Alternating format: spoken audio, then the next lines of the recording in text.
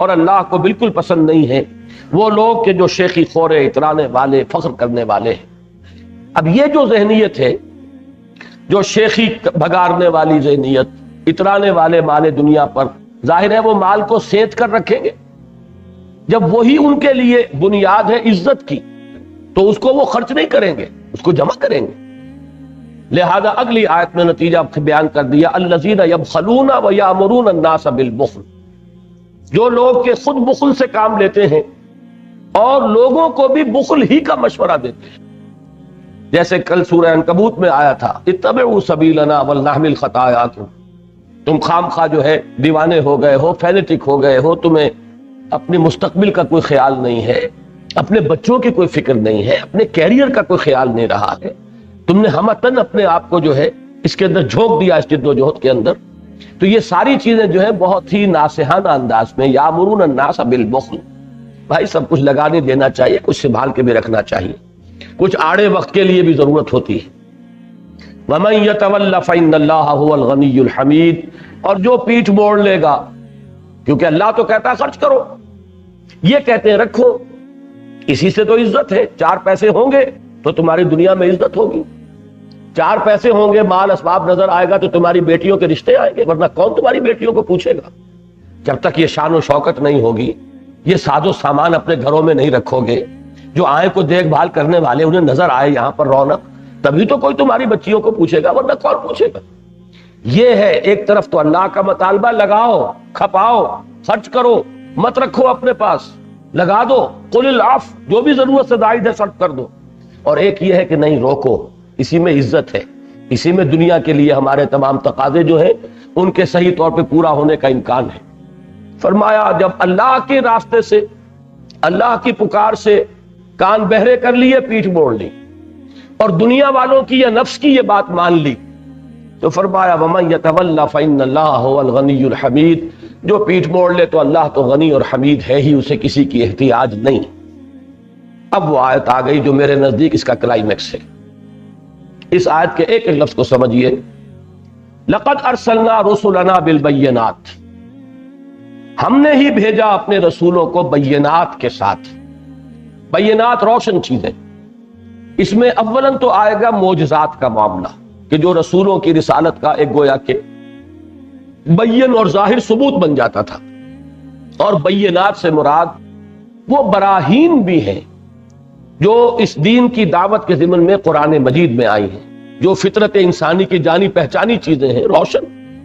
بہرحال ان میں معجزات بھی، اور جو بنیادی تعلیمات ہیں ہماری دین کی، جن کا عنوان ہے ایمان، وہ در حقیقت ہماری روح کی اور ہماری جو باطن اور ہماری جو فطرت ہے اس کی جانی پہچانی شے۔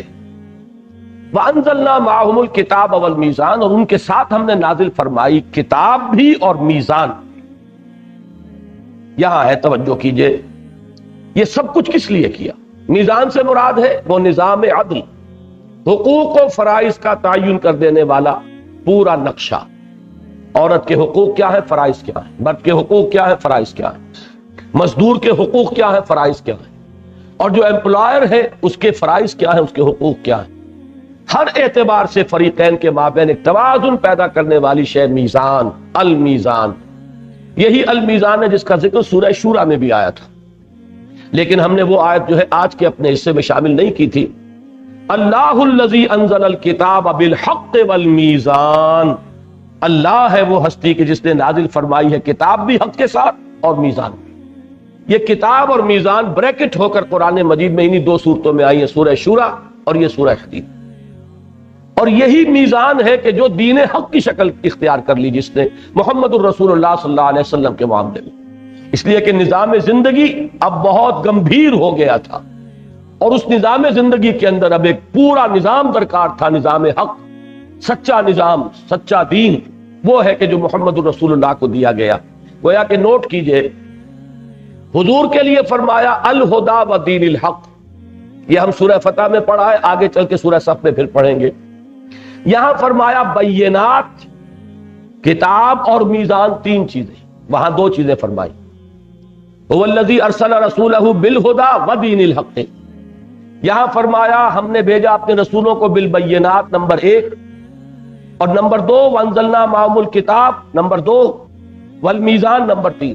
اب ان کو کوریلیٹ کیجئے، چونکہ حضور کا سب سے بڑا معجزہ بھی قرآن ہے، لہذا بینات اور کتاب مل کر الہدا بن گئے ہیں قرآن مجید، اور دین حق ہے جس نے کہ میزان نے جو شکل اختیار کی ہے، مکمل نظام، جس کو فرمایا الیوم اکملت لکم دینکم واتممت علیکم نعمتی ورضیت لکم الاسلام دینا۔ اب آگے بڑھیے، یہ سب کچھ ہم نے کس لیے کیا؟ رسول کیوں بھیجے؟ بینات کیوں دی؟ کتاب کیوں نازل فرمائی؟ میزان کیوں نازل کی؟ یہ ہمارا مشغلہ تو نہیں تھا، ہابی تو نہیں تھی، کھیل تو نہیں تھا، کار عبث تو نہیں تھا، کس لیے تھا؟ لِیَقُومَ النَّاسُ بِالْقِسْطِ، تاکہ لوگ عدل پر قائم ہوں، یہ ہے مقصد۔ یہی نہیں ہوتا تو یہ ایکسرسائز ان فیوٹیلٹی ہے، پڑھے جاؤ قرآن ختم کیے جاؤ، لیکن یہ کہ وہ قرآن کی میزان نصب نہیں ہو رہی، قرآن کا نظام قائم نہیں ہو رہا، تو گویا کہ اصل ہدف تو حاصل ہی نہیں۔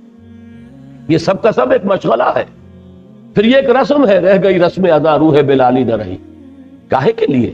لِیَقُومَ النَّاسُ بِالْقِسْطِ۔ اب نوٹ کیجئے سورہ شورى میں 3 الفاظ آئے تھے۔ نمبر 1 اُمِرْتُ لِأَعْدِلَ بَيْنَكُمْ، مجھے حکم ہوا ہے تمہارے مابین عدل کرو۔ نمبر 2 اللہ الذی انزل الکتاب بالحق والمیزان، جو ابھی میں نے حوالہ دیا، وہ آیت نمبر 17 ہے سورہ شورى کی۔ آگے چل کر آیا ملامت کے قابل کون ہے؟ انما السبیل علی الذین یظلمون الناس ویبغون فی الارض بغیر الحق، جو لوگوں کے حقوق تلف کرتے ہیں، اوپر ظلم کرتے ہیں۔ اب یہی چیز ہے جو یہاں آئی کہ ہم نے تو یہ کتابیں اس لیے اتاری، میزان اس لیے اتاری کہ لوگ اس نظام عدل پر قائم ہیں۔ اب کیوں قائم نہیں ہوتے؟ ویسٹڈ انٹرسٹ ہے، جو اپنے حق سے زیادہ لے رہے ہیں وہ کیسے بات چاہیں گے کہ عدل کا وہ جو میزان ہے وہ نصب ہو جائے، لہذا وہ تو ریزسٹ کریں گے، they are bound to resist. وہ تو چاہیں گے اسٹیٹس کو رہے، ہمارا جاگیرداری کا نظام بھی جو کا تو قائم رہے، ہمارا سرمایہ داری کا نظام بھی جو کا تو قائم رہے، حکومت بھی ہماری اور ہمارے ہی مفادات کی نگرانی کرے، کروڑوں روپے کے ہمارے قرضے جو ہے بیک جنبش قلم جو ہے رائٹ آف کر دیے جائیں۔ غریب نے اگر مکان لیا، اپنی قرض لیا ہے مکان بنانے کے لیے، تو اس کا مکان گرا دیا جائے گا، بیچ دیا جائے گا اگر وہ قرض ادا نہیں کرتا۔ لیکن یہ کہ کروڑ ہا روپے جو ہے وہ ایک جنبش قلم سے رائٹ آف کر دیے جائیں گے۔ یہ سارا ایک نظام ہے، اور اس کے بعض حصے دوسرے حصوں کو سپورٹ کرتے ہیں، یشد بعضہ بعضا، وہ اس کو تقویت پہنچاتے ہیں، اور یہ نظام کبھی نہیں چاہے گا کہ عدل قائم ہو۔ دعوت سے، دلیل سے، برہان سے، واعظ سے، نصیحت سے ایک چھوٹی سی اقلیت مان لے گی بات، وہ آپ کے گرد جمع ہو جائے گی۔ اب ایک ہی راستہ رہ گیا، اس اقلیت کو جمع کرو، اس کو طاقت بناؤ، اس کو بل دے کر کوڑا بناؤ، اور اس کوڑے کو مارو اس باطل کے اوپر تاکہ وہ اس کا بھیجا نکال دے۔ اس کے سوا کوئی راستہ نہیں۔ اکثریت کبھی نہیں آئے گی، کبھی اکثریت نہیں آئی۔ انقلاب کا عمل ہمیشہ ایک اقلیت کے ہاتھوں رونما ہوتا ہے۔ اکثریت جو ہے وہ تو آپ نے دنیا میں لفظ سنا ہے بارہا، سائلنٹ میجورٹی ہوتی ہے، اور سائلنٹ میجورٹی انہی لوگوں کے چشم و ابرو کے اشاروں پر حرکت کرتی ہے جو at the helm of affairs ہے، اور وہ وہی ہے کہ جو جاگیردار اور سرمایہ دار اور زمیندار اور مختلف دار جو ہیں، وہ جو بیٹھے ہوئے ہیں، جن کے پاس جن کے وہ پاور بیسز ہیں، وہ ان کے اوپر مسلط ہے۔ لہذا آپ ایک ہی راستہ دیکھیے، قرآن مجید نے وہ سارا گیپ فل کر کے اس کے ایک جمپ میں فرمایا وَأَنزَلْنَا الْحَدِيدَ، ہم نے لوہا بھی اتارا، فِيهِ بَأْسٌ شَدِيدٌ، اس میں جنگ کی صلاحیت ہے۔ یہ لوگ دلیل سے کبھی بات ماننے والے نہیں، ان میں سے ایک وہ اقلیت ہوتی ہے جو نکل آتی ہے۔ ابو بکر نکل آئے، اسی طبقے میں سے تھے، عمر اسی طبقے کے فرد تھے، حمزہ اسی طبقے کے فرد تھے، لیکن یہ کہ ایک اقلیت نکلتی، اکثریت نہیں مانتی۔ اس اقلیت کو اب منظم کر کے حزب اللہ بنا کر، بٹ کر، کوڑا بنا کر، اسے وہ صورت شمشیر ہے دست قضا میں وہ قوم، وہ صورت شمشیر جو ہے اس کو استعمال کیا جائے، اور پھر یہ کہ جد بغو اس باطل کا بھیجا نکالا جائے، اس کے لیے لوہے کی طاقت ہاتھ میں لیں۔ وَأَنزَلْنَا الْحَدِيدَ فِيهِ بَأْسٌ شَدِيدٌ، اس میں جنگ کی صلاحیت ہے۔ وَمَنَافِعُ لِلنَّاسِ، لوگوں کے لیے کچھ اور فائدے بھی ہیں۔ میں کہا کرتا ہوں کبھی کبھی وہ چمٹا اور پھکنی اور توا اور پرات بھی اس سے بن جاتی تھی، اب تو ان میں سے کافی چیزیں ایلیمینیٹ ہوتی جا رہی ہیں ہمارے باورچی خانے کے، وہ پورا نظام جو نیا آ رہا ہے، پھکنی کا تو کہیں اب تصور رہا ہی نہیں غریب کا، چمٹا بھی شاید ہی کہیں رہ گیا ہو۔ بہرحال یہ چیزیں بھی تھیں جو بن جاتی تھی، لیکن اصل مقصد کیا ہے؟ وَلِيَعْلَمَ اللَّهُ مَن يَنصُرُهُ وَرُسُلَهُ بِالْغَيْبِ، اور تاکہ اللہ دیکھ لے کہ کون ہے اس کے وفادار بندے جو مدد کرتے ہیں اس کی بھی اور اس کے رسولوں کی بھی، غیب میں ہونے کے باوجود یا بن دیکھے۔ اللہ کو دیکھا نہیں نا، لیکن اللہ کے لیے اپنی جان ہتھیلی پر رکھ کر میدان میں آئے، اس لوہے کی طاقت کو استعمال کریں، سرکوبی کریں، جیسے کہ محمد الرسول اللہ والذین معہ، جیسے انہوں نے کیا۔ جیسے سورہ توبہ کی آیت کل ہم پڑھ چکے ہیں، یقاتلون فی سبیل اللہ فیقتلون ویقتلون، وہ میدان میں آئے، انہوں نے لوگوں کو قتل بھی کیا، خود قتل بھی ہوئے۔ ان اللہ قوی عزیز، یقیناً اللہ تعالی خود قوی ہے، خود عزیز ہے، چاہے تو آنے واحد میں یہ باطل کے نظام کو بلیا بیچ کر دے، لیکن پھر کیسے معلوم ہوگا کہ اس کے وفادار بندے کون سے ہیں؟ کیسے ظاہر ہوگا کہ کس میں کتنی کچھ وفاداری تھی اللہ کے ساتھ، کس میں کتنی کچھ محبت تھی اللہ کے ساتھ اور اس کے رسول کے ساتھ، کس کے ہاں وہ ترازو جو ہے ان تین محبتوں کی طرف جھکی ہوئی تھی، اللہ کی محبت اور رسول کی محبت اور اللہ کی راہ میں جہاد کی محبت، کیسے پتہ چلے گا؟ یہ سب آزمائش ہے، اللہ دیکھ رہا ہے اس کے وفادار بندے اور اس کے وہ بے وفا بندے، وہ صرف دودھ پینے والے مجنو کہ جو نام لینے کے لیے تو بڑے محب رسول بھی ہیں اور محب خدا بھی ہیں، لیکن اس کے لیے کوئی قربانی دینے کو تیار نہیں، یہ اس کے لیے چھلنی لگا دی گئی ہے۔ اب آئیے سورہ صف۔ سورہ صف کے بارے میں یہ بات جان لیجئے کہ یہ در حقیقت اسی ایک آیہ مبارکہ کی شرح ہے۔ یہ آیت نمبر 25 جو سورہ حدید کی ہے اس کی شرح ہے۔ یہی وجہ ہے کہ یہ آیت بھی ختم ہوگی نصرت خدا اور نصرت رسول کے ذکر پر۔ کون ہے میرا مددگار اللہ کی راہ میں؟ بنو اللہ کے مددگار۔ جیسے یہ آیت ختم ہوئی تھی وَلِيَعْلَمَ اللَّهُ مَن يَنصُرُهُ وَرُسُلَهُ بِالْغَيْبِ، اللہ دیکھنا چاہتا ہے کون ہے اس کے وہ بندے جو لوہے کی طاقت کو ہاتھ میں لے کر اس کی اور اس کے رسولوں کی مدد کے لیے میدان میں آ جاتے ہیں۔ یہاں پر بھی وہی بات نظر آئے گی، اور وہ آیت اس کی مرکزی آیت ہے۔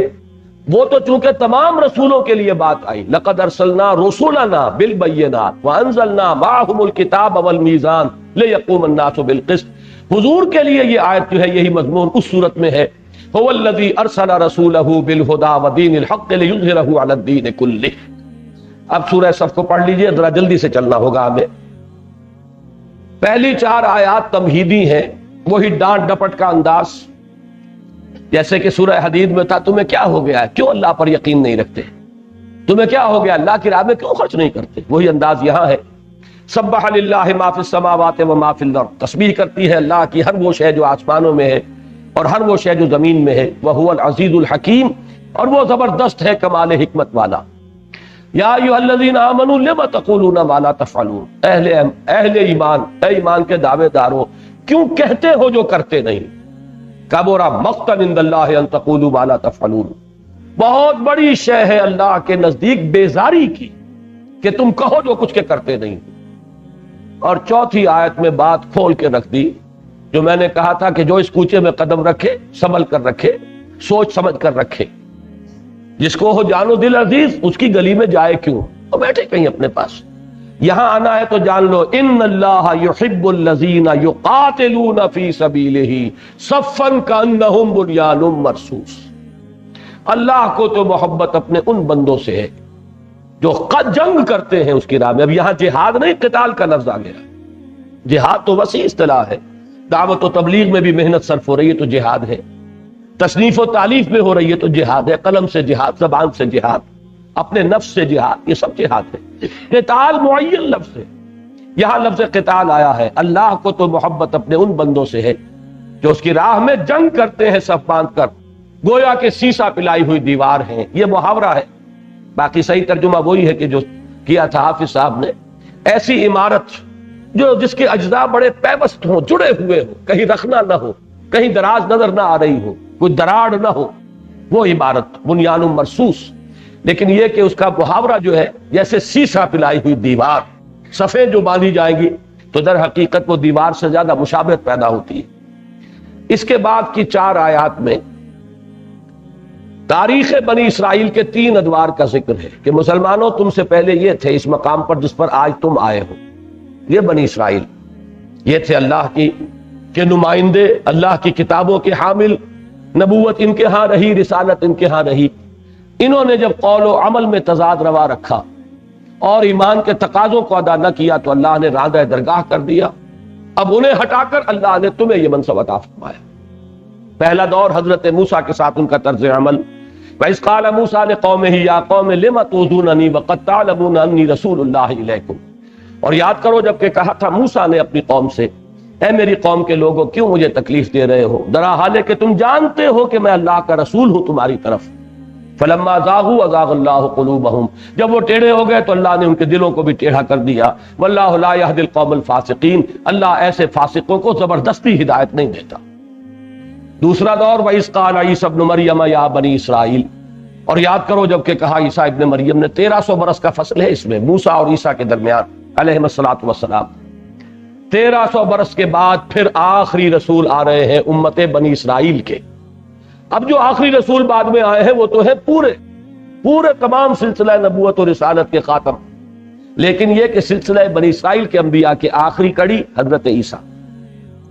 اور یاد کرو جب کہ کہا تھا عیسیٰ ابن مریم نے، اے بنی اسرائیل میں اللہ کا رسول ہوں تمہاری طرف، تصدیق کرتے ہوئے آیا ہوں اس کی جو میرے سامنے موجود ہے تورات میں سے، مصدقا لما بین یدی من التوراۃ ومبشرا برسول یاتی من بعد اسمہ احمد. اور بشارت دیتے ہوئے آیا ہوں ایک رسول کی جو میرے بعد آنے والے ہیں صلی اللہ علیہ وسلم، جن کا نام نامی ہے احمد مجتبی صلی اللہ علیہ وسلم. فلما جاءہم بالبینات قالوا ھذا سحر مبین.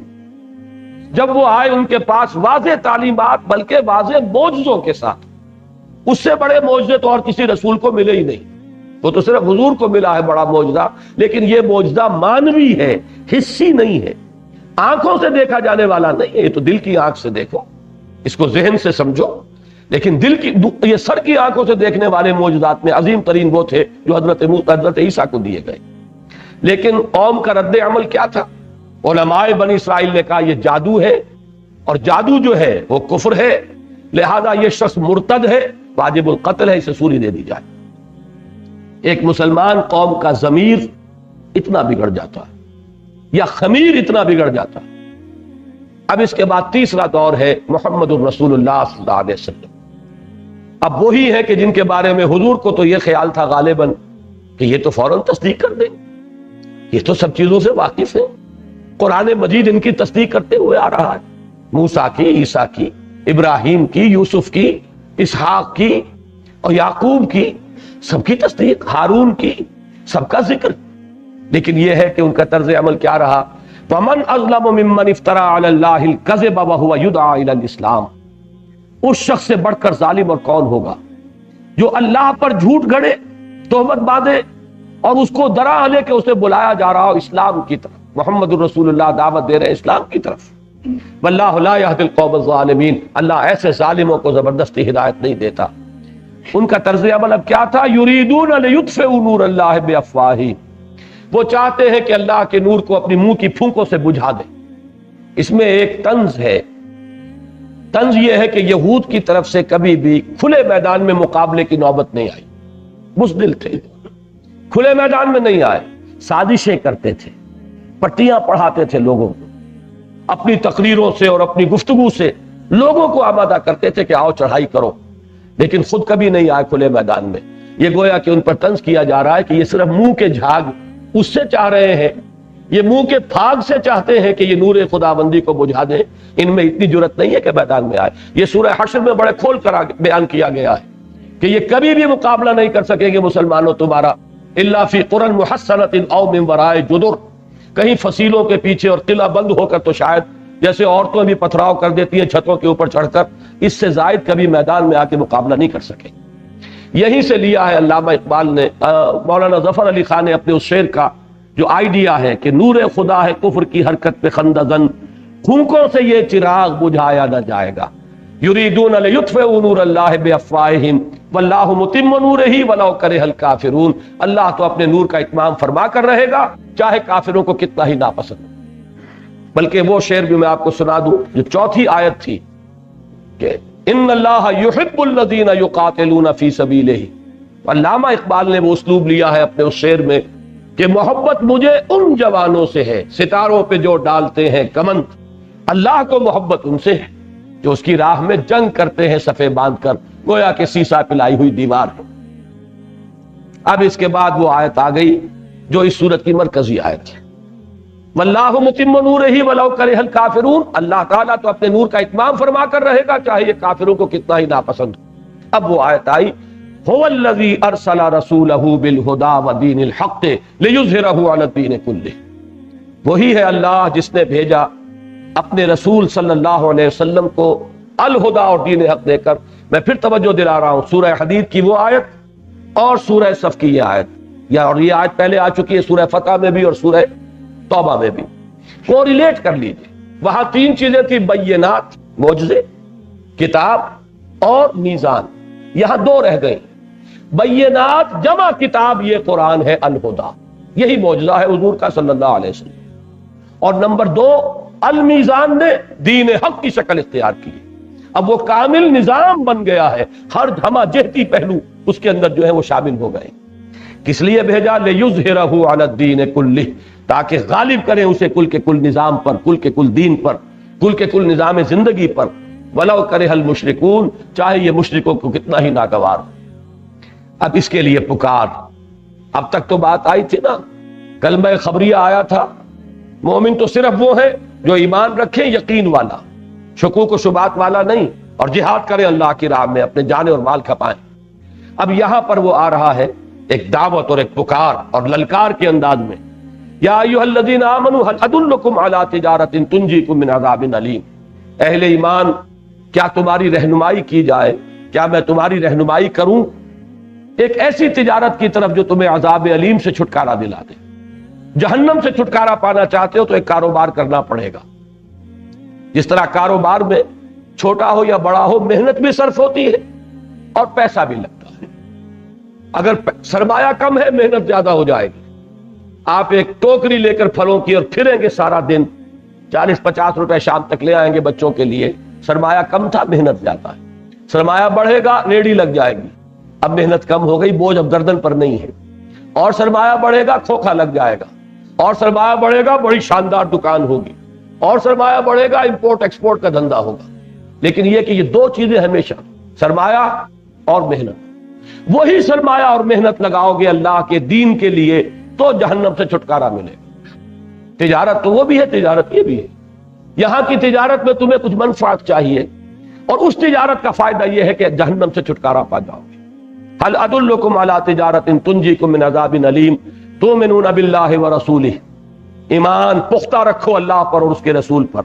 وتجاہدون فی سبیل اللہ باموالکم وانفسکم، اور جہاد کرو اللہ کی راہ میں اپنی جانوں کے ساتھ، اپنے اموال کے ساتھ. ذالکم خیر لکم ان کنتم تعلمون، یہی تمہارے لیے بہتر ہے اگر تم سمجھو. وہ بہتری کیا ہے؟ اب اس کی وضاحت آ رہی ہے. یغفر لکم ذنوبکم، تمہاری خطاؤں سے درگزر فرمائے گا. وَيُدْخِلْكُمْ جَنَّاتٍ تَجْرِي مِن تَحْتِهَا الْأَنْهَارُ، ان باغات میں تمہیں داخل کرے گا جن کے نیچے نہریں بہتی ہوں گی. وَمَسَاكِنَ طَيِّبَةً فِي جَنَّاتِ عَدْنٍ، ریزیڈینشل گارڈنز میں بڑے عمدہ ریزیڈنسز فراہم کرے گا، بہت عمدہ مسکن، بہت اعلیٰ محل عطا فرمائے گا، اور وہ بھی باغات کے اندر ہوں گے، باغیچوں کے اندر ہوں گے. ان تین چیزوں کو آگے فل سٹاپ لگایا. ذالک الفوز العظیم، یہی ہے اصل بڑی کامیابی. البتہ اس بریکٹ کے باہر ایک شے اور ہے، وَأُخْرَى، ایک اور شے بھی، تُحِبُّونَهَا، جو تمہیں بہت پسند ہے. اس میں بھی ایک تعریض ہے. اللہ کو اس فتح وطا سے کوئی دلچسپی نہیں ہے. اللہ کو تو تمہیں آزمانا ہے. تم نے اپنا سب کچھ لگا دیا، تم کامیاب ہو گئے، چاہے وہ انقلاب آئے نہ آئے، چاہے وہ دین قائم ہو نہ ہو، تم کامیاب ہو جاؤ گے اگر تم نے اپنا سب کچھ اس میں کھپا دیا. یہ ہے کامیابی اصل. اور اصل کامیابی بندہ مومن کے لیے در حقیقت آخرت کی کامیابی ہے. دنیا میں نصرت آئے، فتح آئے، یہ اضافی شے ہے، یہ گویا کہ ایک ثانوی شے ہے. اخرى تحبونها، دوسری چیز جو تمہیں پسند ہے وہ کیا ہے؟ نصر من اللہ وفتح قریب، اب یہ ظاہر بات ہے کسی خاص وقت پر یہ بشارت دی جا رہی ہے کہ اب اللہ کی طرف سے مدد اور فتح جو ہے قریب ہے، بالکل آیا چاہتی ہے، تمہاری قدم بوسی کرے گی فتح۔ اور اس کے بارے میں جہاں تک سیرت کے مطالعے سے مجھ پر منکشف ہوا وہ یہ ہے کہ یہ غزوہ احزاب کے بعد ہے۔ غزوہ احزاب میں مسلمانوں نے ثبوت دے دیا اپنی صداقت کا، اپنے ایمان صادق کا، اپنی ثابت قدمی کا۔ اس کے بعد حضور نے فرما دیا تھا صلی اللہ علیہ وسلم، اور میرے نزدیک وہ اس حکم کا امتثال امر ہے، وَبَشِّرِ الْمُؤْمِنِينَ، اے نبی اب بشارت دے دیجئے اہل ایمان کو۔ وہ بشارت اس وقت حضور نے ان الفاظ میں دی غزوہ احزاب کے فوراً بعد، لن تغزوکم قریش بعد عامکم ھذا، اے مسلمانوں اب ٹیبلز ٹرن ہو چکی، اب قریش میں جرت نہیں ہے کہ وہ تم پر حملہ آور ہو اس سال کے بعد، انیشیٹو ان کے ہاتھ سے نکل گیا۔ وَلَكِنَّكُمْ تَغْزُونَهُمْ، بلکہ اب تم ان کی طرف جو ہے رخ کرو گے، پیش قدمی کرو گے۔ چنانچہ اگلے ہی سال آپ نے وہ سفر کیا عمرے کے لیے، اور جس کے نتیجے میں صلح حدیبیہ ہو گئی، اِنَّا فَتَحْنَا لَكَ فَتْحًا مُبِينًا والی بات ہو گئی۔ تو در حقیقت وہ شرح ہے اس آیت کی۔ اب وہ آخری آیت آ گئی جس میں بڑی گہری مشابہت ہو جاتی ہے اس سورہ حدید کی آیت نمبر 25 کا جو ابتدائی حصہ ہے، وہ تو هو الذی ارسل رسولہ بالہدی ودین الحق لیظہرہ علی الدین کلہ میں آ گیا۔ اور جو آخری حصہ ہے، یا ایھا الذین آمنوا کونوا انصار اللہ، اہل ایمان اللہ کے مددگار بنو۔ وہاں کیا تھا؟ وَلِيَعْلَمَ اللَّهُ مَن يَنصُرُهُ وَرُسُلَهُ بِالْغَیبِ، اللہ دیکھنا چاہتا ہے کہ کون ہے اس کے وفادار بندے جو غیب میں ہونے کے باوجود اللہ کی اور اس کے رسولوں کی مدد کرتے ہیں۔ فرمایا یا ایھا الذین آمنوا کونوا انصار اللہ، اہل ایمان اللہ کے مددگار بنو۔ کما قال عیسی ابن مریم للحواریین، جیسے کہا تھا ایک وقت میں عیسیٰ ابن مریم نے اپنے حواریین سے، من انصاری الی اللہ، کون ہے میرا مددگار اللہ کی طرف۔ تو نصرت کی دو نسبتیں ہو گئی، اللہ کی مدد اس لیے کہ دین اللہ کا ہے، غلبہ اس کا ہے، اس کی حکومت قائم کرنی، حکومت الہیہ قائم کرنی، اس کا نظام ہے جس کو برپا کرنا ہے۔ اور رسول کی نصرت اس لیے کہ فرض منصبی رسول کا ہے، اصلاً رسول بھیجے گئے الہدیٰ اور دین حق دے کر تاکہ اسے غالب کرے۔ تو گویا کہ نصرت دو ہو گئی، رسول کی نصرت اور اللہ کی نصرت۔ قال الحواریون نحن انصار اللہ، کہا تھا حواریین نے ہم ہیں اللہ کے مددگار۔ نتیجہ کیا نکلا؟ فآمنت طائفۃ من بنی اسرائیل وکفرت طائفہ، بنی اسرائیل دو حصوں میں منقسم ہو گئے، ایک حصہ ایمان لایا، ایک نے کفر کیا۔ ابتدا میں ایمان لانے والا حصہ بہت قلیل، قدر قلیل، کہتے 72 افراد کل تھے، جن میں سے 12 وہ حواریین تھے جو ہر وقت ان کے ساتھ رہتے تھے۔ ان میں سے ان کی اپنی روایت کے مطابق ایک وہ تھا جس نے کہ غداری کی اور خبر پہنچائی اور گرفتار کروایا حضرت مسیح کو۔ اگرچہ انجیل برنباس سے جو معلوم ہوتا ہے وہ یہ ہے کہ اسی کی شکل بدل دی گئی تھی، وہ گرفتار ہوا ہے۔ اصل میں حضرت مسیح کو تو اللہ تعالیٰ نے اس باغ کے اندر، اس کمرے کے اندر ہی سے سیدھا اٹھا لیا ہے آسمان پر، اور وہ آئیں گے بنفس نفیس نازل ہوں گے، وہ ایک علیحدہ مسئلہ ہے۔ لیکن یہاں تاریخ کا اشارہ کیا گیا ہے کہ ایک گروہ کفر پر اڑ گیا، جنہوں نے حضرت مسیح کو کافر قرار دیا، مرتد، واجب القتل، اور ان کی شان میں گستاخیاں کی۔ ان کی والدہ ماجدہ حضرت مریم صدیقہ، ان کے اوپر گستاخیاں کی، تہمتیں لگائی، اور ایک وہ تھے جو ایمان لائے۔ لیکن تاریخ کی حقیقت یہ ہے کہ جیسے جیسے وقت گزرا، یہود مغلوب ہوتے چلے گئے اور عیسیٰ کے نام لیوا غالب آتے چلے گئے، تاکہ آج بھی اگر یہود کا وجود دنیا میں کچھ ہے تو عیسائیوں کے رحم و کرم کی وجہ سے، ان کی سپورٹ کی وجہ سے، ورنہ یہ ہے کہ اسرائیل جیسی مملکت جو ہے ایک دن کے لیے قائم نہیں رہ سکتی، چاہے وہ اپنے سارے ایٹم بم بھی استعمال کر لیں۔ میں دعوے سے کہتا ہوں کہ امریکہ کی سپورٹ ختم ہو جائے تو چند دنوں کے اندر ٹکا بوٹی ہو جائے گی ایک ایک یہودی کی۔ لیکن یہ ہے کہ بہرحال جب تک امریکہ نے پروٹیکشن دی ہوئی ہے تو الا بحبل من اللہ وحبل من الناس، یہ سورہ آل عمران میں الفاظ موجود ہیں، یہ اس کی گویا کہ شرح ہے۔ بہرحال فرمایا فَأَيَّدْنَا الَّذِينَ آمَنُوا عَلَىٰ عَدُوِّهِمْ، تو اللہ تعالیٰ نے، اللہ فرما رہے ہم نے مدد کی ان کی جو ایمان لائے ان کے دشمنوں کے خلاف، فَأَصْبَحُوا ظَاهِرِينَ، اور پھر وہی غالب ہوئے۔ اب اس میں نوٹ کیجئے، کل بھی میں نے سورہ مجادلہ کی آیت کے حوالے سے کہا تھا، رسولوں کا غلبہ ناگزیر ہے، کتب اللہ لاغلبن انا ورسلی۔ اس غلبے کی دو شکلیں میں نے کل بتائی تھی۔ ایک غلبہ حضرت نوح، حضرت ہود، حضرت صالح کو اس شکل میں ہوا کہ دشمن سب ہلاک کر دیے گئے، کفار و مشرکین ختم کر دیے گئے۔ ایک غلبے کی صورت وہ ہے جو محمد الرسول اللہ کے ہاتھوں ہوئی۔ اگرچہ یہ شعر پورا کا پورا اس پر صادق نہیں آتا، لیکن ایک کیفیت سی اس میں ہے کہ نشہ پلا کے گرانا تو سب کو آتا ہے، مزہ تو تب ہے کہ گرتوں کو تھام لے ساقی۔ قوموں کا ہلاک کر دیا جانا جو ہے وہ بھی غلبے کی ایک شکل تھی، لیکن اصل شکل تو وہ تھی جو محمد الرسول اللہ کے دست مبارک سے ہوئی کہ قوم بھی رہی اور اللہ کا دین غالب ہو گیا۔ جاء الحق وزهق الباطل ان الباطل کان زہوقا۔ تیسری شکل اس میں ایڈ کیجئے، ضروری نہیں کہ وہ غلبہ نبی کے اپنے ہی سامنے ہو جائے، یہ غلبہ بعد میں بھی ہو سکتا ہے، جیسے کہ حضرت مسیح کے ساتھ ہوا۔ ان کے سامنے تو غلبہ نہیں ہوا، لیکن یہ کہ اس کے بعد ان کے نام لیواؤں کو غلبہ حاصل ہوا ان کے دشمنوں کے خلاف، یہ اس کی ایک مثال ہے۔ اور اس کے لیے ہمیں تیار رہنا چاہیے ذہناً، جو بھی اس وادی میں قدم رکھیں کھلے دل کے ساتھ اسے تسلیم کریں کہ اس کی کوئی ہمارے دل کے اندر آرزو نہیں ہونی چاہیے کہ لازماً ہمارے سامنے ہی وہ کام ہو جائے۔ یہ آرزو بڑی ہی گمراہ کن آرزو ہے، یہ انسان کو بائی ہک اور بائی کروک کے راستوں کی طرف لے کر جاتی ہے۔ سیدھے انگلیوں اگر گھی نہیں نکل رہا، ٹیڑھی انگلیوں سے نکالو، میری زندگی تو اب ختم ہوا چاہتی ہے اور میری جد و جہد کا کوئی نتیجہ سامنے نہیں آ رہا، تو آدمی ادھر ادھر دائیں بائیں جیسے کہ وہ گیند کیری کرتا ہے کوئی فٹ بالر یا کرکٹ کا اس کا کھیلنے والا، ہاکی کا، اس طرح کے حربے اختیار کرنے پر اتر آتا ہے اور بڑی بڑی تحریکوں کی تباہی کا سبب یہی شے بن جاتی ہے۔ بالکل اس سے بھی سینے کو خالی کر دینا چاہیے۔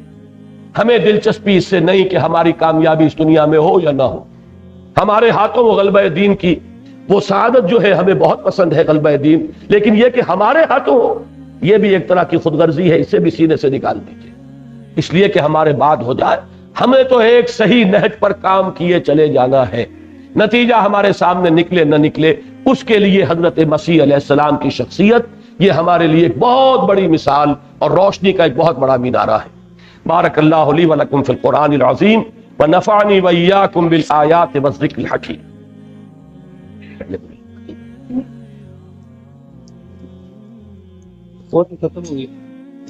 پھر ہم رواں ترجمہ کریں گے کہ جیسے میں نے عرض کیا کہ سورہ حدید کی آیت نمبر 25 کی شرح ہے سورہ صف، ایسے ہی آیت نمبر 9 کی شرح ہے سورہ جمعہ۔ آیت نمبر 9 کیا تھی کہ اگر ایمان کی کمی محسوس کرتے ہو مسلمانوں، اگر تم اپنے سینوں میں جھانکو اور دیکھو کہ وہ یقین والی بات نہیں ہے، اگر یقین والی بات نہیں ہے تو جہاد کہاں سے آ جائے؟ وہ تو اس کا نتیجہ ہے، یا تو وہ پھر ہوگا ذاتی کسی علو مرتبت کے لیے، اپنی کوئی شخصیت کے ظہور کے لیے، اپنے اقتدار کے لیے، وہ تو ہوگا یریدون علوا فی الارض ولا فسادا والی بات۔ وہ جہاد کے جو مطلوب ہے وہ تو یقین والے ایمان کا ایک نتیجہ ہے، وہاں وہ بات ہوگی تو آگے اس میں سے برگ و بار آئیں گے، وہ جڑ ہے جس سے کہ وہ پودا پروان چڑھے گا۔ اور اگر وہ کم ہے تو اس کے لیے نشاندہی وہاں ایک آیت میں کر دی تھی، یاد ہے وَمَا لَكُمْ لَا تُؤْمِنُونَ بِاللَّهِ، کیا ہو گیا تمہیں ایمان کیوں نہیں پختہ رکھتے؟ جواب کیا دیا گیا اس کے بعد؟ هُوَ الَّذِي يُنَزِّلُ عَلَىٰ عَبْدِهِ آيَاتٍ بَيِّنَاتٍ لِيُخْرِجَكُم مِّنَ الظُّلُمَاتِ إِلَى النُّورِ وَإِنَّ اللَّهَ بِكُمْ لَرَءُوفٌ رَحِيمٌ۔ در حقیقت اسی کی شرح سورہ جمعہ ہے کہ جو عظیم مشن حوالے کیا اللہ نے اپنے رسول کے صلی اللہ علیہ وسلم، جس کی تکمیل رسول نے ایک حد تک کر دی، جزیرہ نما عرب پر اللہ کے دین کو غالب کر دیا، پھر رسول کے جانثاروں نے اسے اس وقت کی جو متمدن دنیا تھی، معلوم دنیا، اس کے ایک بڑے حصے پر 24 برس کے اندر اندر اس کا جھنڈا لہرا دیا۔ اس کے بعد کا عمل جو ہے وہ تو پھر ایک ریورسل ہے، سٹیج بائی سٹیج، درجہ بدرجہ، لَتَرْكَبُنَّ طَبَقًا عَن طَبَقٍ کی بجائے وہ جو تنزل ہوا ہے رفتہ رفتہ، اس کی داستان ہے۔ اس وقت 1 انچ زمین نہیں ہے پورے کرۂ ارضی پر جہاں اللہ کا دین بتمام و کمال قائم۔ یہ ہے ہمارا حال۔ تو اب اگر اس کے لیے کام کرنا ہے تو شروع کہاں سے کرنا ہوگا؟ وہی ایمان پہلے پیدا کرنا۔ لہذا در حقیقت اس کا جو اساسی منہاج ہے وہ قرآن پر مبنی ہے، بس قرآن جو ہے اس سورت کا جو مضمون ہے وہ قرآن ہے۔ اعوذ باللہ من الشیطان الرجیم، بسم اللہ الرحمن الرحیم۔ سورۃ الجمعہ۔ یسبح للہ ما فی السماوات وما فی الارض الملک القدوس العزیز الحکیم۔ تسبیح کرتی ہے اللہ کی ہر وہ شے جو آسمانوں میں ہے اور ہر وہ شے جو زمین میں ہے، اس اللہ کی جو الملک ہے، بادشاہ حقیقی، القدوس ہے، نہایت پاک، ہر عیب نقص اور احتیاج سے مبرہ، العزیز زبردست ہے، جو چاہے کر گزرنے والا، فعال لما یرید، الحکیم کمال حکمت والا، هو الذی بعث فی الامیین رسولا منہم، وہی ہے جس نے اٹھایا امیین میں ایک رسول انہی میں سے۔ وہ کیا کرتا ہے رسول؟ یتلو علیہم آیاتہ ویزکیہم ویعلمہم الکتاب والحکمہ، انہیں سنا رہا ہے اللہ کی آیات اور انہیں پاک کر رہا ہے، تزکیہ کر رہا ہے۔ یہ آیات بینات ہی تزکیے کا ذریعہ ہے، یہی ہے شفاء لما فی الصدور۔ یہ ذہن میں جب اترتا ہے قرآن تو نظریاتی صفائی کرتا ہے، دل میں آتا ہے، دل پہ اترتا ہے تو یہ جو روگ ہے سینوں کے، شفاء لما فی الصدور، یہ ان کا مداوا بنتا ہے اور یہی تزکیہ ہے۔ وَيُعَلِّمُهُمُ الْكِتَابَ وَالْحِکْمَةَ، اور تعلیم دیتا ہے انہیں کتاب اور حکمت کی۔ یہ پروسیس ہے جس سے حضور نے وہ حزب اللہ تیار کی۔ وہ بنی بنائی نہیں مل گئی تھی، جو میں نے کہا ایک ایک تنکا چننا پڑا ہے، ایک ایک پودے پر حضور کا خون جگر جو ہے وہ کھپا ہے، صرف ہوا ہے، تب اس کی آبیاری ہوئی ہے۔ لیکن عمل بنیادی کیا ہے؟ قرآن کے گرد گھوم رہا ہے، یتلو علیہم آیاتہ ویزکیہم ویعلمہم الکتاب والحکمہ وان کانوا من قبل لفی ضلال مبین، اور یقیناً پہلے تو وہ کھلی گمراہی میں تھے۔ یہ امیین، ان سے بڑھ کر گمراہ کون ہوگا؟ وہ جو ہم نے پڑھا ابھی سورہ شورى میں کہ اے نبی کبر علی المشرکین ما تدعوہم الیہ، انہی میں سے نکالے نا محمد رسول اللہ نے، وہ لوگ انہی میں سے تھے۔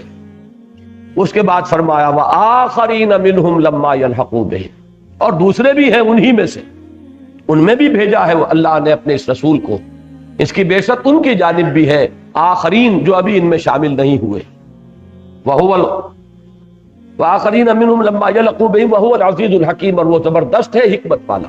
یہ آخرین سے مراد ہے امت محمد صلی اللہ علیہ وسلم میں جو دوسری اقوام آ کر شامل ہیں۔ اور یہ نقشہ بالکل سمجھیے جیسے ایٹم کا سٹرکچر ہوتا ہے، ایک نیوکلیس اور اس کے گرد جو ہے جو نیوٹرون، جو الیکٹرونز ہیں، وہ مختلف جو ہے مدار ہیں جن میں کہ چکر لگا رہے ہیں۔ نیوکلیس ہے امیین پر مشتمل، انہی میں سے حضور تھے، انہی کی زبان میں یہ قرآن نازل ہوا، وہ ہے اصل نیوکلیس اس امت کا۔ لیکن اس کے گرد اب الیکٹرونز جو ہے وہ ایرانی آ گئے، وہ بربر آ گئے، رومی آ گئے، ہندی آ گئے، آتے چلے گئے۔ اور ابھی اللہ جانے اللہ کس قوم کو قبول فرما لے اور اس کے ہاتھ میں اپنا جھنڈا تھما دے۔ اس لیے کہ واقعہ یہ ہے کہ مایوسی بڑھتی جا رہی ہے کہ شاید موجودہ مسلمان اقوام جو دنیا کی ہیں ان سے کسی خیر کی کوئی توقع شاید نہیں ہو سکتی۔ ہم شاید اب کنڈمڈ ہیں اللہ کی طرف سے کہ شاید اب آخری کوئی عذاب ہی آیا چاہتا ہے، واللہ عالم۔ یہ کیفیتیں آتی رہتی ہیں، انقباض بھی ہوتا ہے، شرح بست جو ہے وہ بھی، اور کبھی قبض بھی ہوتا ہے، مایوسی بھی کبھی غلبہ کرتی ہے، حالات جو ہے بہت ہی زیادہ مایوس کن۔ لیکن اللہ کی قدرت سے کیا بعید ہے، اس نے پہلے تاتاریوں کے ہاتھوں پٹوایا، ان امیین کی مرمت کرائی، ایسی مرمت کے تاریخ میں یاد رکھی جائے، اور پھر انہی کے ہاتھ میں اپنے دین کا جھنڈا دے دیا۔ وہ العزیز الحکیم، ذالک فضل اللہ یؤتیہ من یشاء واللہ ذو الفضل العظیم۔ یہ اللہ کا فضل ہے، وہ جس کو چاہے گا دے گا، یا جس کو چاہتا ہے دیتا ہے، وہ بڑے فضل والا ہے۔ تو تاریخ میں پہلے بھی ہوا ہے آیا فتنہ تاتار کے افسانے سے، پاسباں مل گئے کعبے کو صنم خانے سے۔ اور سورہ محمد کی تو آخری آیت یہ ہے صلی اللہ علیہ وسلم، ان تتولوا یستبدل قوما غیرکم، تم پیٹھ دکھاؤ گے تمہیں ہٹائے گا کسی اور کو لے آئے۔ اب اس کے بعد جیسے سورہ صف میں ایک نشان عبرت یہود کی تاریخ بیان کی تھی، اب ان کو نشان عبرت کے طور پر لائے ہیں کتاب کے ضمن میں۔ انہیں بھی تورات دی گئی تھی، اے مسلمانوں جیسے تمہیں قرآن دیا گیا، لیکن انہوں نے اس کی ذمہ داری کو نہ نبھایا۔ مبادا تم بھی انہی کی طرح ہو جاؤ، ان گدھوں کی طرح جن پر کتابوں کا بوجھ لدا ہوتا ہے، اس لیے کہ جو کتاب سے استفادہ نہیں کرتے، محض ایک زوم ہے کہ ہم حامل قرآن ہیں۔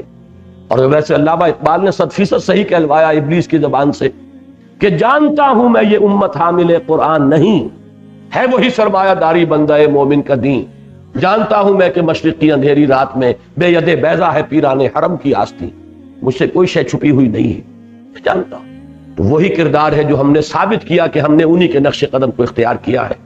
مثل الذین حملوا التوراۃ ثم لم يحملوها، مثال ان لوگوں کی کہ جو حامل تورات بنائے گئے تھے، حمل کہتے حمال بوجھ اٹھانے والا، جن پر بوجھ ڈالا گیا تھا تورات کا، اس لیے کہ کتاب کا حامل ہونا ایک بہت بڑی رسپانسبلٹی، بہت بڑی ذمہ داری ہے، یہ بہت بھاری بوجھ ہے۔ انا سنلقی علیک قولا ثقیلا، یہ بھاری ذمہ داری جو حامل بنائے گئے ثم لم يحملوها، پھر انہوں نے اسے نہ اٹھایا، ذمہ داری کو ادا نہ کیا۔ کمثل الحمار يحمل اسفارا، اس گدھے کی سی مثال ہے جس پر کتابوں کا بوجھ لدا ہوا۔ بئس مثل القوم الذین کذبوا بآیات اللہ، بری ہے مثال اس قوم کی جنہوں نے اللہ کی آیات کو جھٹلایا۔ یہ تکذیب عملی ہے، تکذیب قولی نہیں ہے۔ تورات کو یہود نے کبھی نہیں جھٹلایا زبان سے، عمل سے جھٹلایا۔ واللہ لا یہدی القوم الظالمین، اللہ ایسے ظالموں کو ہدایت نہیں دیتا۔ قل یا ایھا الذین ھادوا، اے نبی ان سے کہیے، اور یہاں اس وقت اپنے آپ کو مخاطب سمجھیے، قل یا ایھا الذین آمنوا، اس لیے کہ اللہ کی بات تو نہیں بدلتی، لن تجد لسنت اللہ تحویلا، اللہ کے کلمات تو اٹل ہیں۔ لہذا قل یا ایھا الذین ھادوا، کہہ دیجئے اے وہ لوگوں جو یہودی ہوئے، ان زعمتم، اگر تمہیں یہ زعم ہے، انکم اولیاء للہ من دون الناس، کہ تم اللہ کے خاص دوست ہو، محبوب ہو، چہیتے ہو، لاڈلے ہو، ابناء اللہ و احباؤہ ہو، اگر تمہارا یہ گمان ہے، لوگوں کو چھوڑ کر، لوگوں سے اللہ کا رشتہ نہیں ہے، وہ تو جینٹائلز ہیں، ہم ہیں، we are the chosen people of the Lord, یہ ان کا قول تھا۔ اگر اس پر تمہارا واقعی گمان ہے تو پھر فتمنوا الموت ان کنتم صادقین، تو اگر سچے ہو تو تمہیں موت کی تمنا کرنی چاہیے۔ پھر دوست سے قرب حاصل کرنا چاہتا ہے انسان یا بعد، وصال کا خواہش مند ہوتا ہے یا ہجر کا۔ ولا يتمنونه ابدا بما قدمت ایدیہم، اور یہ ہرگز نہیں تمنا کریں گے اس کی، ہرگز ہرگز، ابدا بما قدمت ایدیہم، بسبب اپنے دونوں ہاتھوں کی کمائیوں کے جو آگے بھیجا ہوا ہے، انہیں معلوم ہے کیا اعمال کیا کرتوت ہیں۔ واللہ علیم بالظالمین، اللہ ان ظالموں سے خوب واقف ہے۔ قل ان الموت الذی تفرون منہ، کہہ دیجئے وہ موت جس سے تم بھاگتے ہو، فإنہ ملاقیکم، وہ تم سے ملاقات کر لے گی، کہاں بھاگو گے، وہ سامنے آن کھڑی ہوگی۔ ثم تردون الی عالم الغیب والشہادہ، پھر تمہیں لوٹا دیا جائے گا اس ہستی کی طرف جو کھلے اور چھپے، حاضر اور موجود اور غائب سب کی جاننے والی ہے۔ فَيُنَبِّئُكُم بِمَا كُنتُمْ تَعْمَلُونَ، پھر وہ تمہیں جتلا دے گا جو کچھ کہ تم کرتے رہے تھے۔ دوسرا رکوع اس سورہ مبارکہ کا آج ہم نہیں پڑھ رہے، صرف ایک جملے میں اشارہ کر رہا ہوں کہ اس کا ربط و تعلق کیا ہے۔ در حقیقت اس حزب اللہ کا ہفتے وار اجتماع ہے یہ جمعے کا نظام۔ مطلوب یہ ہے کہ کوئی نائب رسول ممبر رسول پر کھڑا ہو کر وہی کام کرے، یتلو علیہم آیاتہ ویزکیہم ویعلمہم الکتاب والحکمہ، تاکہ اس حزب اللہ کو اپنے جو بنیادی تصورات ہیں، اپنی جو آئیڈیالوجی ہے وہ تازہ ہوتی رہے، اپنے ہدف ذہن میں تازہ ہوتے رہے۔ جذبات کے اندر اگر کہیں سرد مہری آ گئی ہے، پھر اس کے اندر ایک جذبے کے اندر حرارت پیدا ہو جائے۔ یہ گویا کہ اثر نو چارج کرنے کے لیے اس حزب اللہ کے اراکین کو کہ جو اللہ کے دین کے غلبے کے لیے سربکف ہو کر میدان میں آ گئے ہوں، یہ عمل ہے جسے دوام عطا کر دیا گیا کہ کوئی نائب رسول ممبر رسول پر کھڑا ہو اور وہی کام کرے، یتلو علیہم آیاتہ ویزکیہم ویعلمہم الکتاب والحکمہ۔ اسی لیے جمعے کے نظام کی اصل شے جو ہے وہ خطبہ جمعہ ہے۔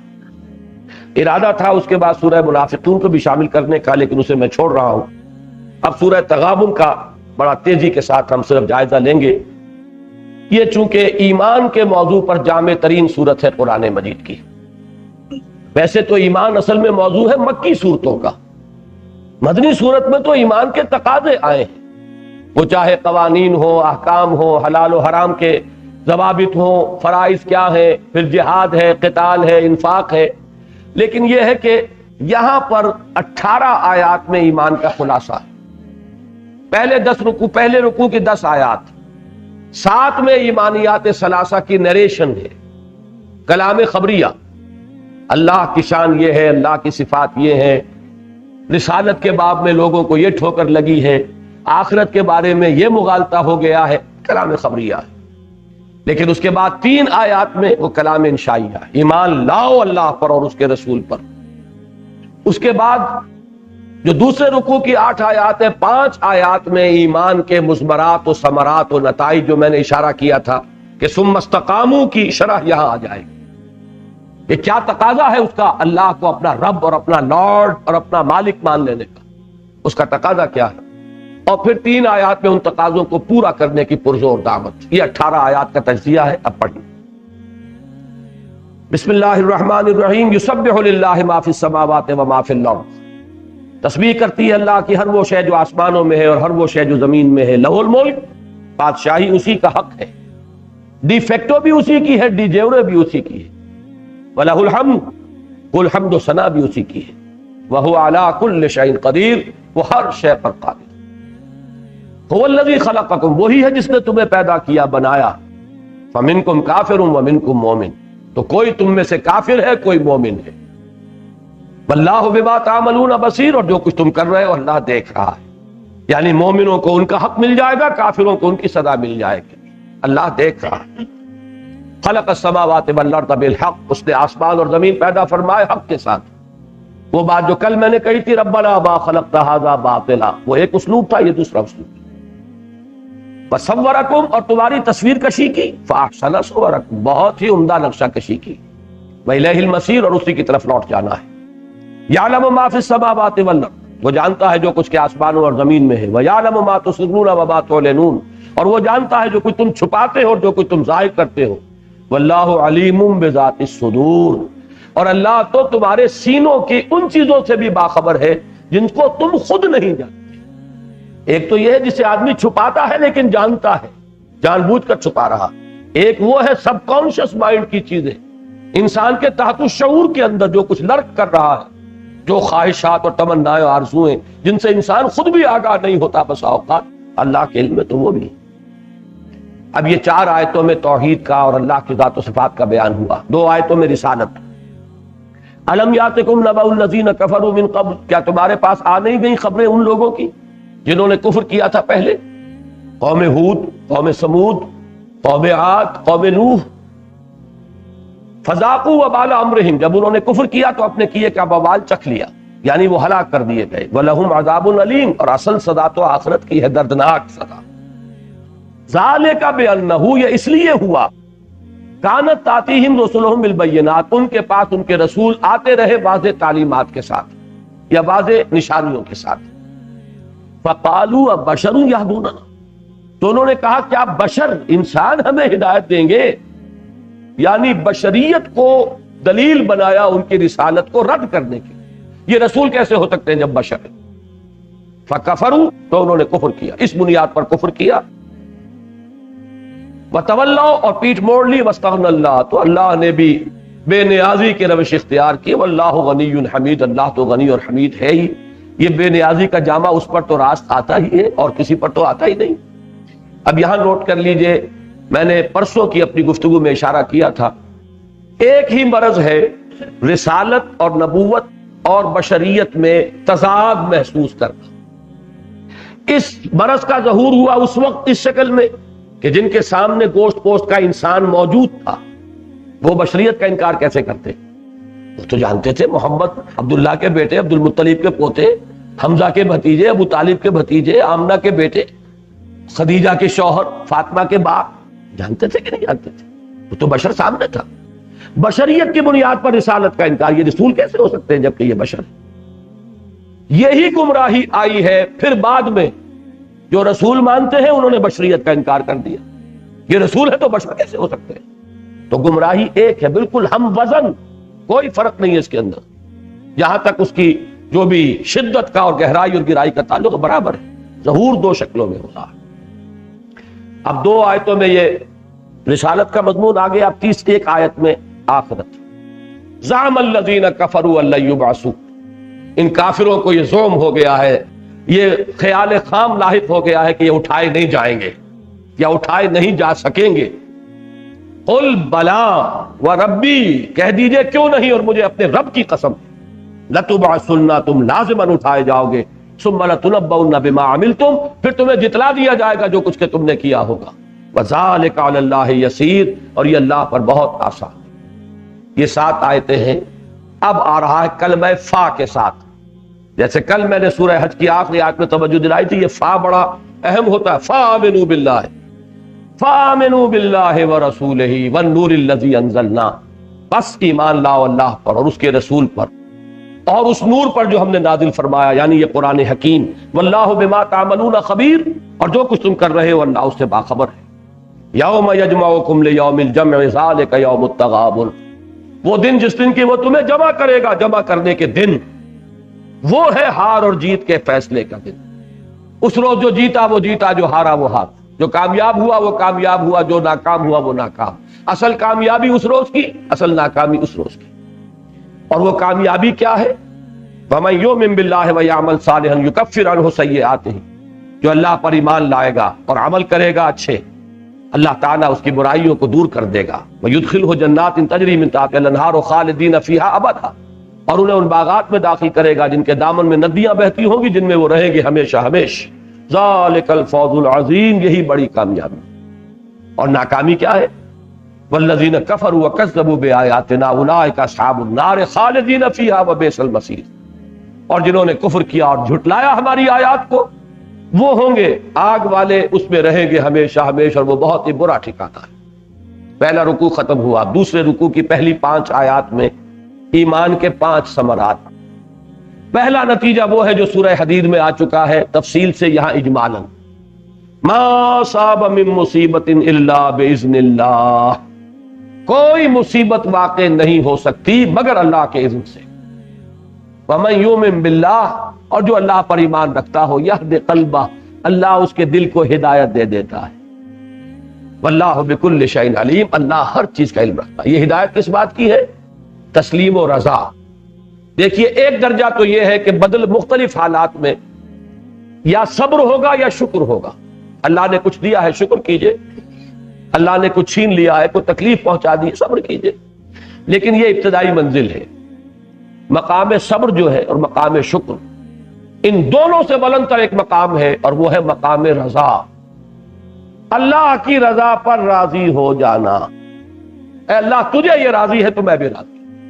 اس کے لیے بہترین شعر ہے مولانا محمد علی جوہر کا، جو بیٹی جب بیمار ہوئی تھی، ایک دفعہ جیل میں گئے، ایک بیٹی بیمار ہوئی، پیرول پر رہا ہوئے تھے اس کو دفن کرنے کے لیے، پھر جیل میں تھے کہ دوسری بیٹی اسی مرض کی شکار ہوئی، تو جیل سے ایک نظم لکھ کر بھیج دی، جس کا آخری شعر یہ تھا کہ تیری صحت ہمیں منظور ہے لیکن اس کو نہیں منظور تو پھر ہم کو بھی منظور نہیں۔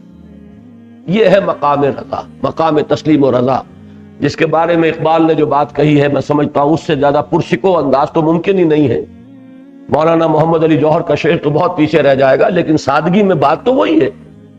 لیکن اقبال نے جو کہا ہے، برو کشید سے پیچا کے ہست و بود مرا، چے عقدہا کے مقام رضا کشود مرا، اس مقام رضا نے تو میرے وہ عقدے حل کیے ہیں، یہ پیچا کے ہست و بود سے نکال لیا۔ اب میں اس دنیا میں نہیں رہتا ہوں، دنیا سے ماورا ہوں، اس کے بدلتے ہوئے حالات مجھ پر اثر انداز نہیں ہوتے۔ بہرحال یہ پہلا ہے، اب اس کی تفصیل میں جانے کا موقع نہیں۔ نمبر 2، وَأَطِیعُوا اللَّهَ وَأَطِیعُوا الرَّسُولَ، اطاعت کرو، حکم مانو اللہ کا، اس کے رسول کا۔ نہیں مانتے ہو تو دفع ہو جاؤ، پھر ایمان کا دعویٰ بیکار ہے، بے معنی ہے، لا یعنی کوئی حقیقت ہی نہیں۔ اطاعت کرو اللہ کی اور اس کے رسول کی۔ فَإِن تَوَلَّیْتُمْ، اگر تم پیٹھ دکھا دو گے، فَإِنَّمَا عَلَىٰ رَسُولِنَا الْبَلَاغُ الْمُبِينُ، تو جان لو ہمارے رسول کے ذمے صاف صاف پہنچا دینے کے سوا کوئی ذمہ داری نہیں، آگے رسپانسبلٹی تمہاری ہے۔ You will be held responsible, تم اکاؤنٹیبل ہوگے on the day of judgement. رسول نے بات پہنچا دی، وہ فارغ ہوئے، بری ہوئے۔ نمبر 3، اللہ لا الہ الا ہو علی اللہ فلیتوکل المؤمنون، اللہ وہ ہے جس کے سوا کوئی معبود نہیں، بس اللہ ہی پر توکل کرنا چاہیے اہل ایمان۔ اسباب پر توکل نہ رہے، وسائل و ذرائع اور اسباب مادی فراہم کرو، استعمال کرو امکانی حد تک، لیکن تکیہ ان پر نہ ہو، بھروسہ ان پر نہ ہو، توکل صرف ذات باری تعالیٰ، اسباب پر نہیں، مسبب الاسباب پر۔ نمبر 4، اب یہ علائق دنیاوی آ گئے، وہ محبتیں، وہ بار بار جن کا ذکر ہوا ہے، ان کے بارے میں قرآن کا نقطہ نظر بڑا عجیب ہے۔ ایمان دل میں آ جائے گا تو ان کی محبتوں کے پردے میں دشمنی نظر آنے لگے گی۔ بیوی کی محبت مجھے غلط راستے پر نہ لے جائے، بچوں کی محبت اور ان کا لاڈ پیار، کہیں میں ان کو بھی برباد نہ کروں اور کہیں ان کی محبت مجھے برباد نہ کرے۔ ان کے لیے اور ان کی رضا جوئی کے لیے اور ان کی فرمائشیں پوری کرنے کے لیے حرام خوری، ان کو اعلیٰ سے اعلیٰ تعلیم دلوانے کے لیے رشوت، اور سارے غلط ہتھ کنڈے یہ انسان کر رہا ہے. گویا کہ یہ محبت کے پردے میں دشمنی ہو رہی ہے، عداوت ہے. یا ایھا الذین آمنوا ان من ازواجکم واولادکم عدوا لکم فاحذروہ. اہل ایمان تمہاری بیویوں اور اولاد میں سے کچھ تمہارے دشمن مسمر ہیں، چھپے ہوئے ہیں، گھات میں ہیں، بچ کر رہو. بی آن دی الرٹ، اپنی حفاظت کرو. فاحذروہم، ان سے بچ کر رہو. وَإِن تَعْفُوا وَتَصْفَحُوا وَتَغْفِرُوا فَإِنَّ اللَّهَ غَفُورٌ رَحِيمٌ. لیکن گھر کی زندگی کو تم میدان جنگ کا نقشہ نہ بنا دو، بلکہ یہ کہ درگزر کرو. اگر تم درگزر کرو، معاف کر دیا کرو، اور کچھ نظر انداز بھی کیا کرو، چشم پوشی سے کام لیا کرو، تو اللہ بھی غفور اور رحیم. یہ نہیں کہ ہر وقت ڈنڈا ہاتھ میں ہے اور ڈانٹ ڈپٹ اور لڑائی ہو رہی ہے، اس سے بغاوت وجود میں آتی ہے. لیکن خود اپنے آپ کو پوری طرح محفوظ رکھو. ان کی تربیت کے لیے سردی گرمی دونوں چاہیے گے، نرمی بھی چاہیے گی، محبت بھی درکار ہوگی، اور کبھی سرزنش بھی درکار ہوگی. لیکن یہ کہ اپنا تحفظ پہلے، قوا انفسکم، بچاؤ پہلے اپنے آپ. پانچویں چیز اموال، ان کے بارے میں نقطہ نظر. انما اموالکم واولادکم فتنہ. تمہارے یہ اموال و اولاد تمہارے لیے فتنہ ہے، آزمائش ہے. انہی میں آزمائے جا رہے ہیں کہ دیکھتے ہو اس پرڑے کو نیچے کرتے ہو یا اس کو کرتے ہو، اسی میں تو سارا کھیل ہے. اس ڈنڈی کے ادھر یا ادھر ہونے ہی پر سارا دار و مدار ہے، فلاح کا اور یا تباہی اور بربادی کا. واللہ عندہ اجر عظیم، اور اللہ ہی کے پاس ہے بہت بڑا اجر.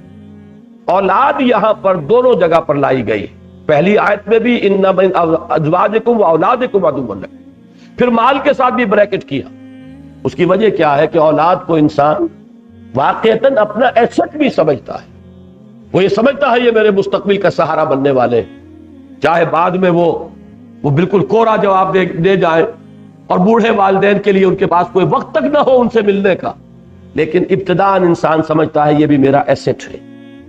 بہرحال یہ 5 آیات ہیں، ایک ایک آیت میں ایمان کا ایک ایک ثمرہ کھول کر بیان کر دیا. اب فا سے پھر کلام آیا، فاتقوا اللہ ما استطعتم، بس تقوی اختیار کرو اللہ کا جتنا بھی تمہارے حد امکان میں ہے، حد استطاعت میں ہے. واسمعوا واطیعوا، اور سنو اور اطاعت کرو. یہ سننا اور اطاعت کرنا پہلے کس کا ہے؟ اللہ کا اور اس کے رسول کا. ان کے بعد جو بھی نظام خلافت علی منہاج النبوت کا قائم ہوا، ابو بکر، عمر، عثمان، علی، حسن رضی اللہ تعالی عنہ، ان کے لیے سمع و طاعت. اس کے بعد اگر وہ نظام درہم برہم ہو گیا، اس کو قائم کرنے کے لیے اب حزب اللہ کو اثر نو اب دوبارہ آرگنائز کرنا ہوگا. چھپر کھڑا ہے تو کھڑا رکھو، گر گیا ہے تو دوبارہ اٹھاؤ. دین قائم ہے تو قائم رکھو. آندھیاں آ رہی ہیں تو اس کی تنابوں کو کھینچ کر رکھو، اس کے کھوٹوں کو مضبوط رکھو، خیمہ گر نہ جائے. لیکن گر گیا ہے تو اب اسے اٹھاؤ اثر نو. دو ہی شکلیں ہیں. اگر خلافت علی منہاج النبوت کا نظام قائم ہے تو جو بھی سربراہ ہے اس نظام کا، اس کے ساتھ سم و طاعت ہوگی. اور اگر نہیں ہے تو حزب اللہ دوبارہ آرگنائز کرنی ہوگی. اس کے لیے پھر وہ سم و طاعت فی المعروف کی بیعت کی جائے گی. دو شکلوں کے سوا تیسری کوئی شکل نہیں. یہی وجہ حضور نے فرمایا، حضرت عبداللہ ابن عمر کی روایت ہے اور مسلم شریف کی روایت ہے کہ من ماتا، جو شخص مرا مسلمان سال میں، ولیس فی عنقہ بیعۃ، کہ اس کی گردن میں بیعت کا قلادہ نہ تھا، فقد مات میتۃ الجاہلیہ، وہ جاہلیت کی موت مرا ہے، اسلام کی موت نہیں مرا. اس لیے کہ نظم جماعت یا اسلامی نظام ہے، اس کے سربراہ سے بیعت نہیں ہے، اس کو قائم کرنے کے لیے جماعت بناؤ، اثر نو اس حزب اللہ کی تشکیل کرو، پھر وہ جہاد کے مراحل سے گزرو. یہ بھی تو کسی کی سربراہی کے بغیر نہیں ہوگا، کسی کی قیادت کے بغیر نہیں ہوگا. اس سے وہ بیعت سم و طاعت. فاسمعوا واطیعوا وانفقوا خیرا لانفسکم، خرچ کرو. وہی جو سورہ حدید سے بات چلی تھی، آمنوا باللہ ورسولہ وانفقوا مما جعلکم مستخلفین فیہ. اللہ کے دین کو قائم کرنے کے لیے، اعلاء کلمت اللہ کے لیے لگاؤ اپنی جانیں، کھپاؤ اپنے مال. ومن یوق شح نفسہ فاولئک ھم المفلحون، اور جو بچا لیا گیا اپنے جی کے لالچ سے، وہی ہے جو فلاح پانے والے ہیں. آخری منزل مراد تک وہی پہنچ پائیں گے. ان تقرضوا اللہ قرضا حسنا یضاعف لکم، اگر تم اللہ کو قرض حسنہ دو گے. دیکھیے سورہ حدید کی قیامت کے مضامین دوہرا کر آ گئے. جہاں سے چلے تھے وہیں ہماری بات پہنچ گئی، سورہ حدید اور یہ سورہ تغابن کی حد تک. اگرچہ ایک حصہ اس مضمون کا بھی سورہ تحریم میں بھی آنا ہے. بہرحال اگر تم اللہ کو قرض حسنہ دو گے یضاعف لکم، وہ اس کو تمہارے لیے دگنا بھی کرے گا اور تمہاری گناہوں کا کفارہ بنا دے گا، بخش دے گا تمہیں۔ واللہ شکور الحلیم، اللہ قدردان بھی ہے اور حلیم ہے۔